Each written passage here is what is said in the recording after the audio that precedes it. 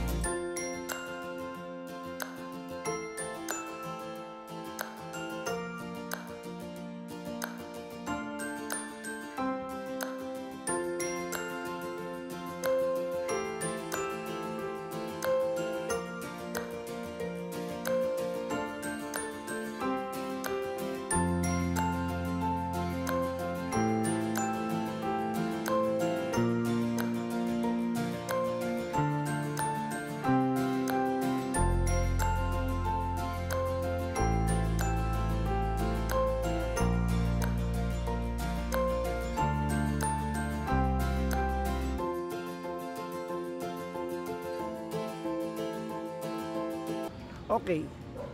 So mapapansin nyo, based dito sa drone din na napanood nyo, no, sa drone, meron tayong dalawang bay. Ika nga, dalawang bay ng greenhouse. So ito yung isang bay na greenhouse. Okay? Yan. Ito yung isang bay. Ito yung mid, ito yung center. Ito yung pangalawang bay. Kadalasan dito mga katanim, dyan sa bay ng ano natin, ang width, no? Ito kasi pahaba to katanim pahaba, no? Nasa likod banda tayo. Ang width nito katanim, ito from the center hanggang dito sa gilid. Kadalasan yan kung gagawa tayo ng greenhouse ay 6 meters. Okay? From center ulit dyan hanggang doon sa kabilang gilid ng poste. Ayan. Ayan. 6 meters ulit. Okay. Ito sinabay ito mga katanim sa buhos. Winelding na yan, itong poste na to. Naka-welding yan. Diyan sa mga kumbaga array bar, no? Nandyan. Bago to binuhusan, naka-welding na. So papunta doon mga katanim. Ayan, papunta doon. Diretso. Nasa 21 meters ito paba. Ayan, kitang-kita mga bahay talaga. Talagang peri-urban. Ayan. Pinakabit ko na kaagad yung ating lock channel. Yung lock channel natin, ito ay aluminum. Yan. Mamaya sa next video natin tabayanan nyo yung topic na to, yung lock channel at wiggle wire. Unahin natin kung paano ang design nito. Okay, so sa taas mga katanim, linagyan ko ng 2x2. So itong material na to ay GI, no? Galvanized iron. Huwag kayong kukuha ng BI, no? Yung BI, huwag kayong kukuha nun. So ito galvanized iron, GI pipe na DDoS, schedule 20. Okay? So schedule 20 ito mga katanim. Na GI pipe, schedule 20 na DDoS lang.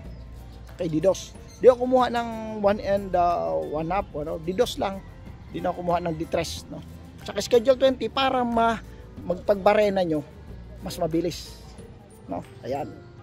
Okay, so sa taas mga katanim, linagyan ko ng bracket agad na 2x2, 1.5 ang thickness, square tube.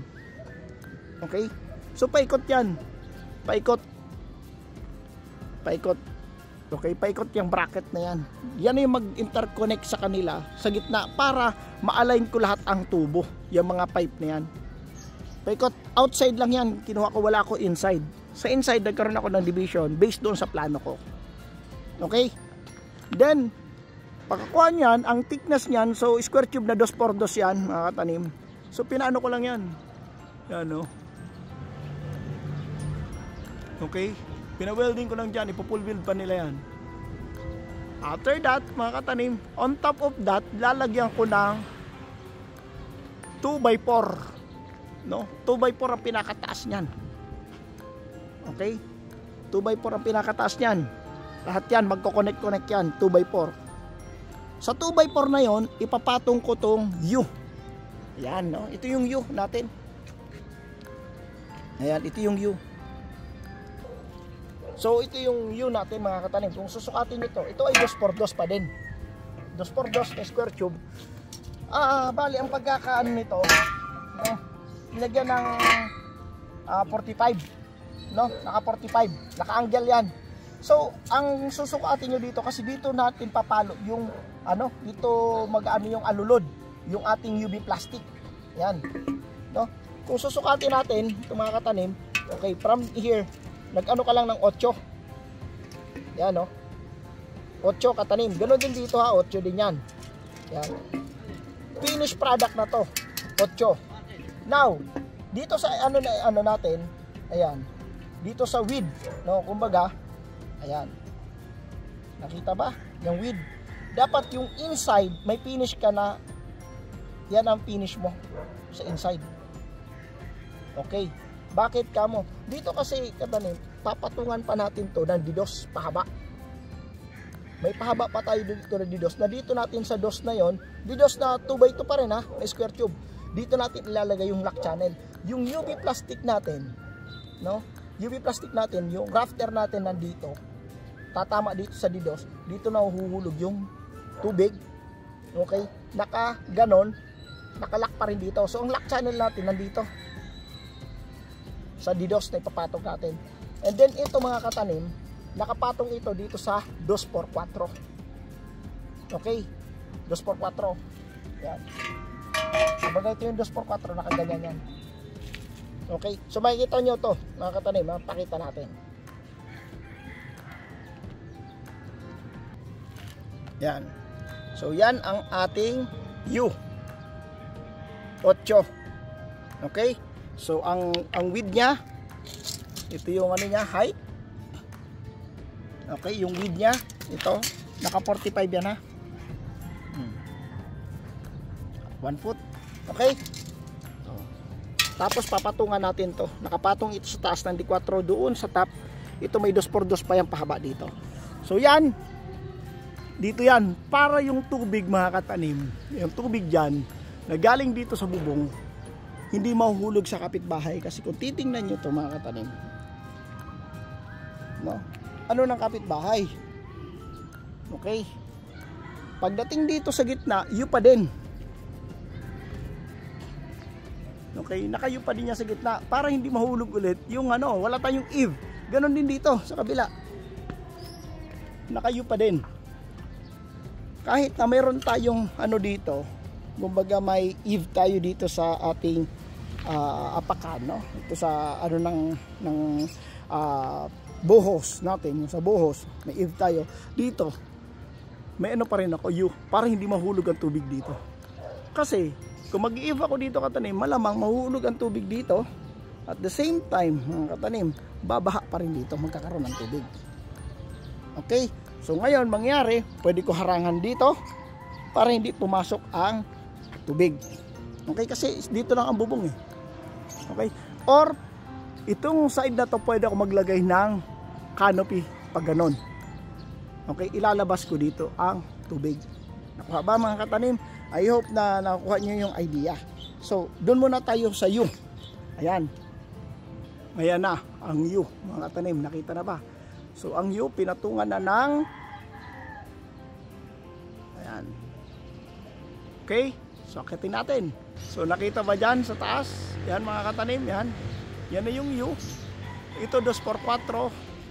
Yan, diretso yun doon. Okay? Yan. Oh.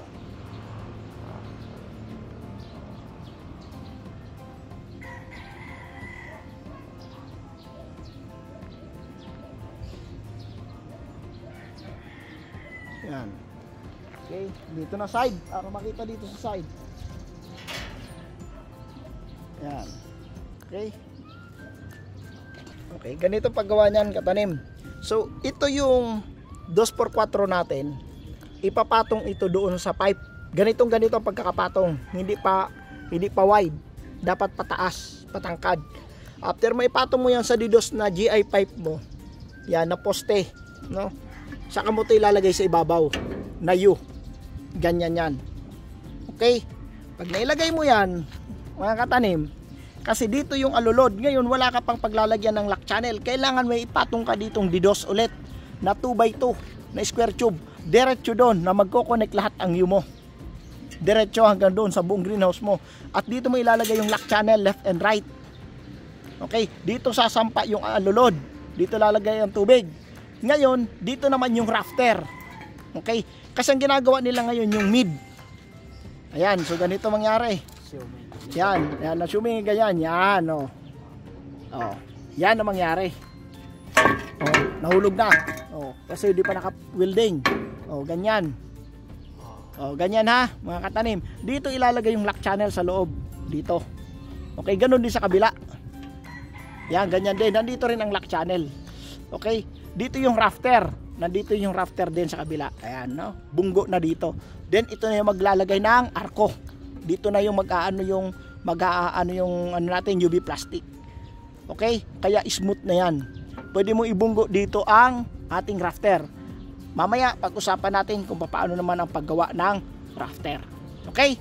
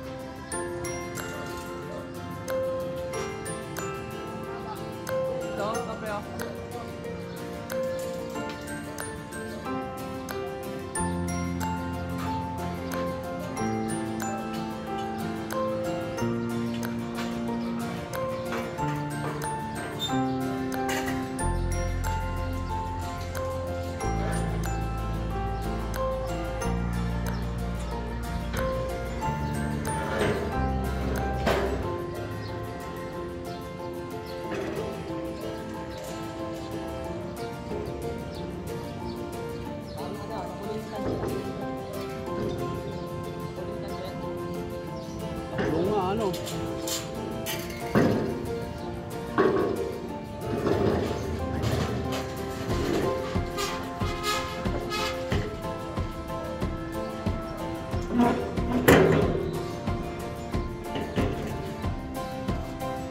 No.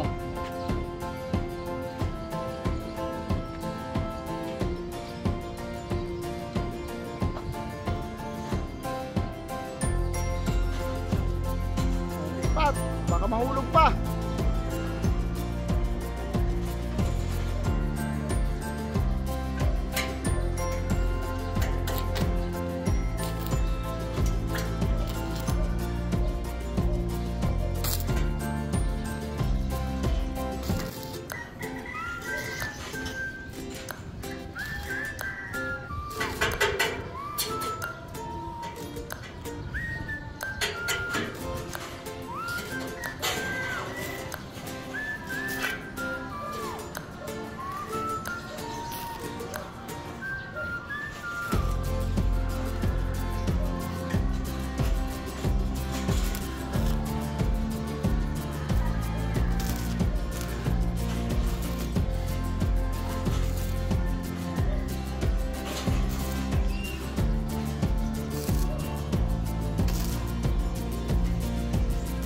So I hope mga katanim na intindihan nyo ang paggawa ng alulod ng greenhouse natin. Medyo magastos sa materyales pero napakaganda nito.